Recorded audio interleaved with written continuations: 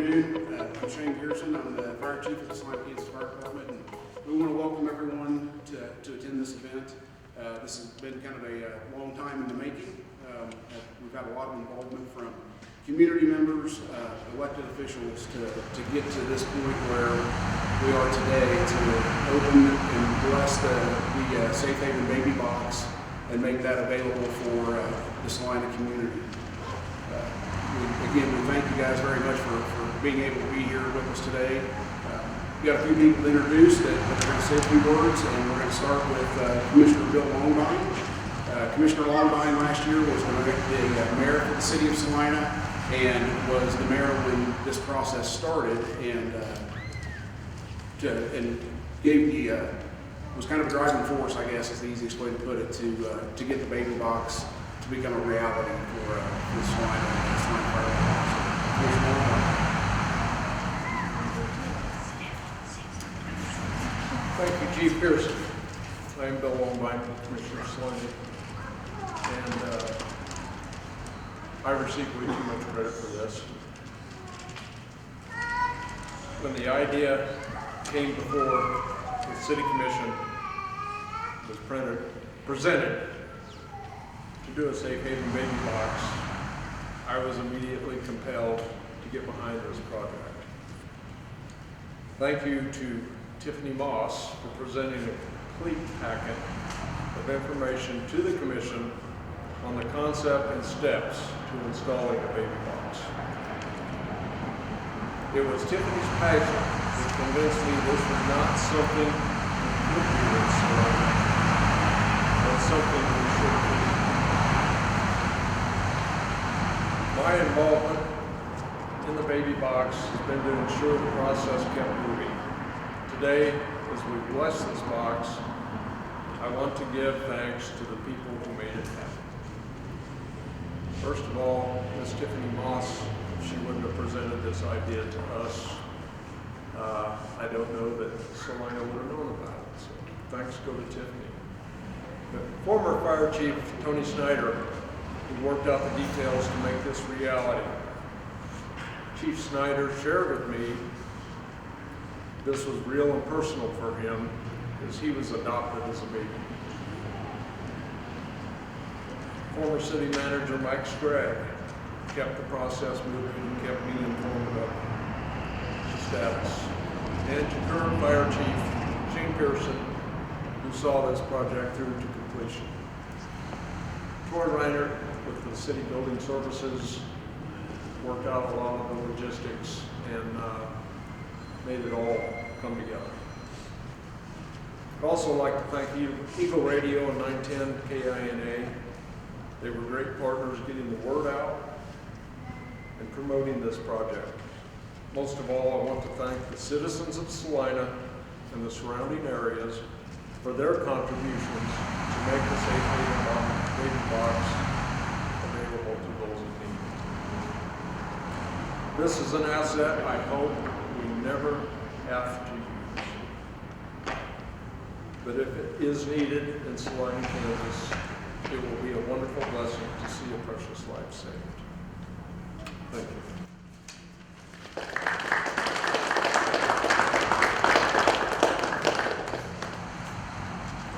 Thank you, Commissioner Longbine. We appreciate the words and appreciate your involvement in getting this saw through to the finish line.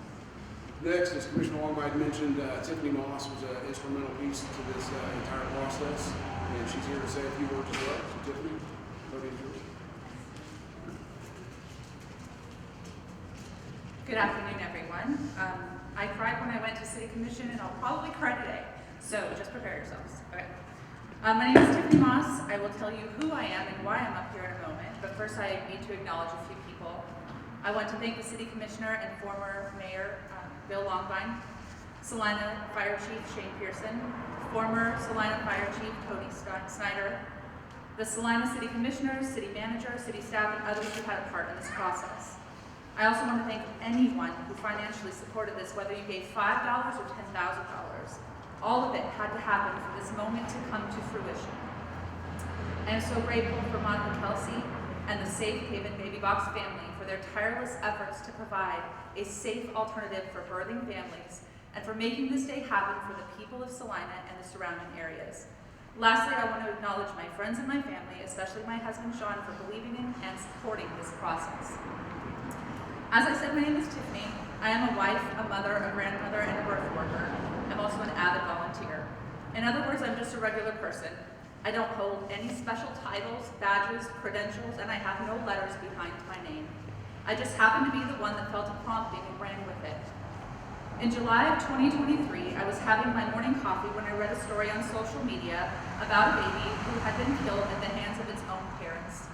Unfortunately, this is a scenario that happens far too often. I started down a rabbit hole, searching for what resources and options there are for parents who can no longer care for their children. What things could have happened before these parents got to this point? I learned about safe haven laws. Every state has them and every state is a little different. And it just so happened that Kansas had recently passed legislation to allow for anonymous surrender of infants using baby boxes. From here, I found the Safe Haven Baby Box website and I did a deep dive. I read through all of it. I started making phone calls and sending emails. One of those emails went to former Fire Chief Tony Snyder. When he received the email, he called me immediately from the hospital where he was recovering from surgery. I had his full support. I attended some online meetings and trainings through Safe Haven Baby Boxes. I figured out the step-by-step process that we would have to take to make this happen. I decided to take my idea before the city commissioners here in Salina. I only had 2 minutes to speak during the public comment portion of a Monday night meeting. I spoke like an auctioneer that night. I prepared packets for each of them, and I told them that I thought Salina would be the perfect place for one of these boxes. The location of the city would be accessible for people from miles around and even other states like Nebraska and Colorado. I told them that the legislation was already there, but I wanted their support. It would be easier if I had their support. And my voice was heard. And from there, it just took off. I tell you this because I firmly believe that anybody has the ability to do something big.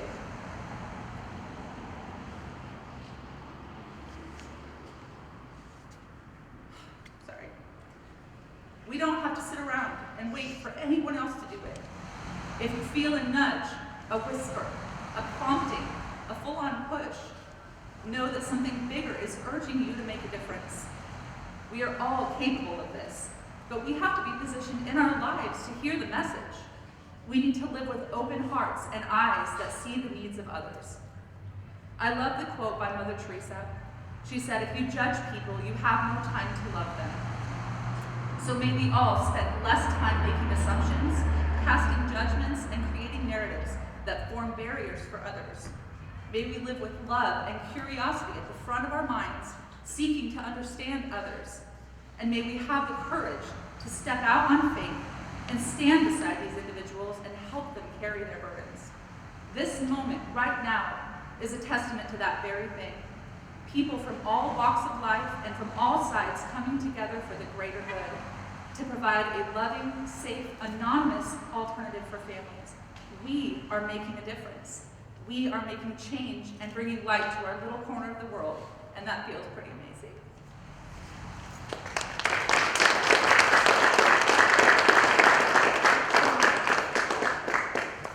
Tiffany, thank you. You were certainly the driving force and a huge part of this, and you're right. We may have not known about this and not for your involvement and bringing this forward. Next, the founder and CEO of Safe Haven Baby Boxes, Monica Kelsey.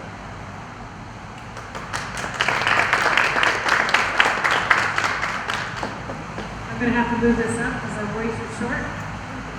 Well, thank you guys so much for coming today. It's a good day to be in Salina. Because today we offer an option of anonymity that's never been done here before. And if a parent doesn't want to walk into this fire station and surrender her child, she now has the option to continue to do that safely and now anonymously.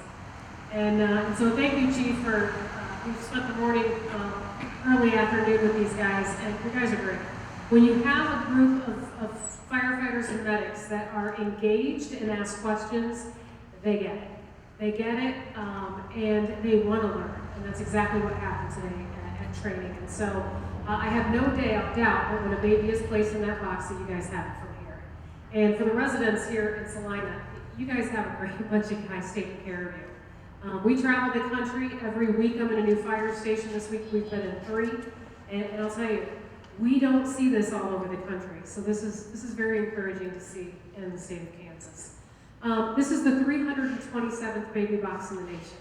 327. This will always be home to Safe Haven's box, number 327.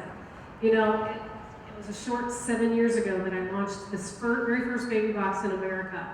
And I launched it at my firehouse. I'm a retired firefighter and medic, and I launched it at my firehouse in Woodburn, Indiana.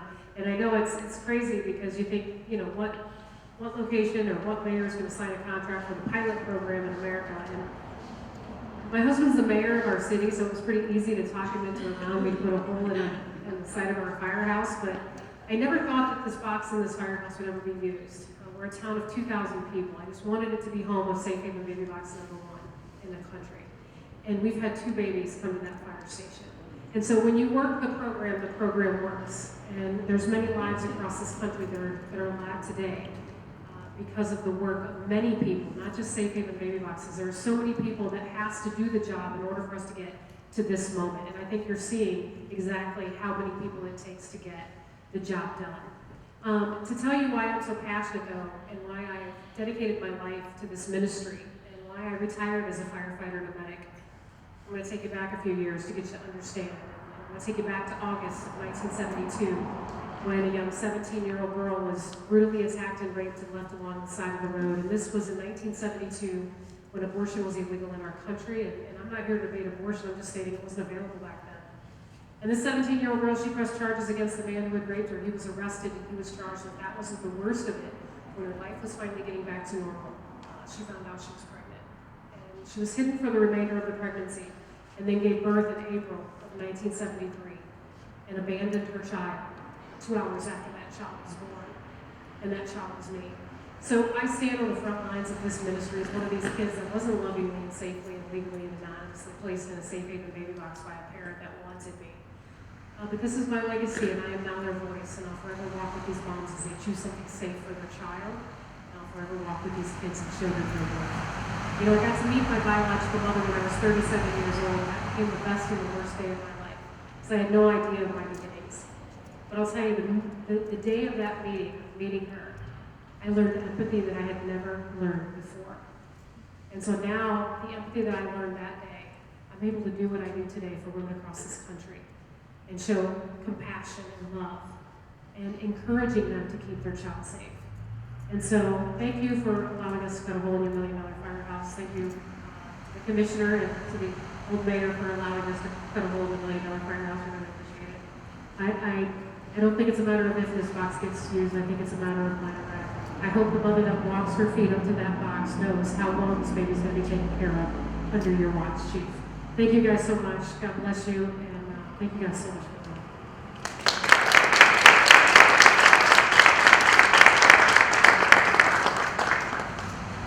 Thank you very much, Tiffany. Tiffany shared that story with us earlier today, so that's makes things a little bit different, I guess, from our perspective. And I think all the guys here that were in the class would say the same thing. That when she shared that story, not that we've been 100% supportive of this project and how things are going, but it changed the thought process a little bit for us and myself. So we have Morgan Fritz, one of the chaplains for the Salina Fire Department, but before she speaks, is there anyone else that would like to say a few words? Okay. Morgan?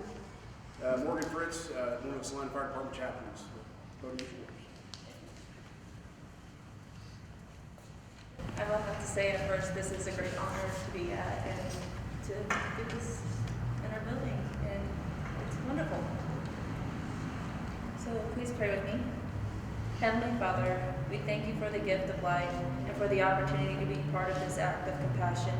We are grateful for the safe haven provided by the baby box at this fire station, a place where a new life can be welcomed and cared for. We pray for the child placed in this box, that we may be nurtured and loved, and that their future will be filled with hope and promise. We also pray for the parents who may be facing difficult circumstances that may find peace and strength in their decision. May you guide and support all those involved in caring for this child, and may your love and grace be with us all. Bless it with your hands of protection over every child that may be placed here. We trust that your love will surround them as they begin their journey in life. May this box be a symbol of hope and compassion, provide a safe haven for those in need, and may it reflect your unending love for all children. Amen.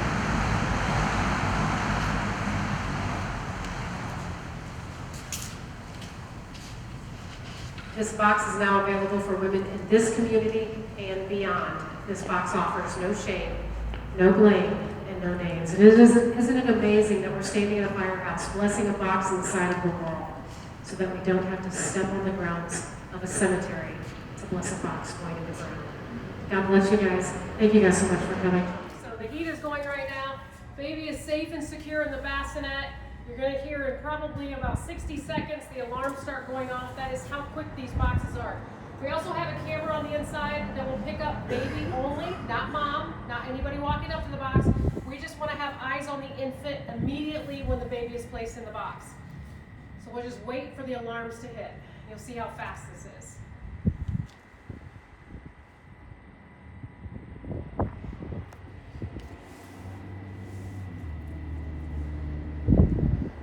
This is giving mom time to get away.